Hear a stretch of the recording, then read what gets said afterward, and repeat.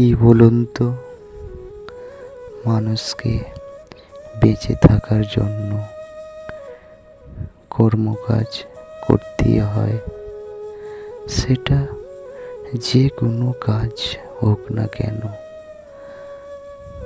সবাইকে বলি, পরিশ্রমের ফল বিফলে যায় না। আজকের আমি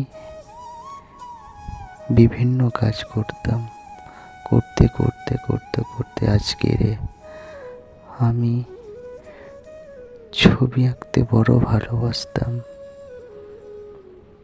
ভাবতাম ছবি এঁকে কি হবে। ছবি আঁকার মধ্যে এত যে ভালোবাসা জড়িয়ে আছে,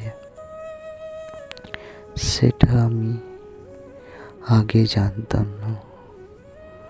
একটা কথা বললে নয়, আমার গুরুদেব, সে হলো চন্দ্রনাথ সাহা। আজকের তারই প্রেরণায় আমি এই ছবি আঁকা স্টার্ট করেছি, ভবিষ্যতে করব আরো। শিক্ষার তো শেষ নেই। আমি এখনো ছবি আঁকা শিখি, শেখাই, নিজের কাজ তৈরি করি। সত্যি কথা বলতে, ছবি আঁকার যে এত সুন্দর রূপ, সেটা আমি এখন বুঝতে পারি। আজকের আমার গুরুদেবের প্রেরণায় আমি ছবি আঁকি।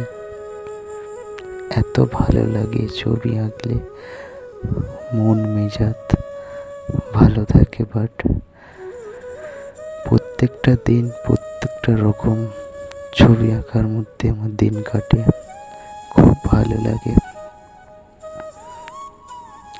এই নদী নালা গাছপালা, যে ছবি আঁকতে আঁকতে যে তার মধ্যে আমি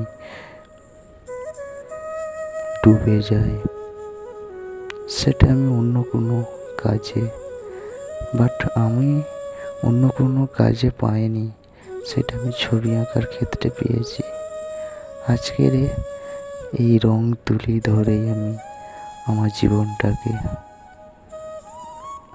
এগিয়ে নিয়ে যাওয়ার চেষ্টা করব। ভবিষ্যতে আমি এটা নিয়ে বাঁচতে চাই। এর মধ্যে যে এত ভালোবাসা লুকিয়ে আছে, সেটা ছবি আঁকলেই বোঝা যায়। তাই সবাইকে জানাই, যে কাজটাই করো মন দিয়ে করো, কোনো দিন বিফলে যাবে না।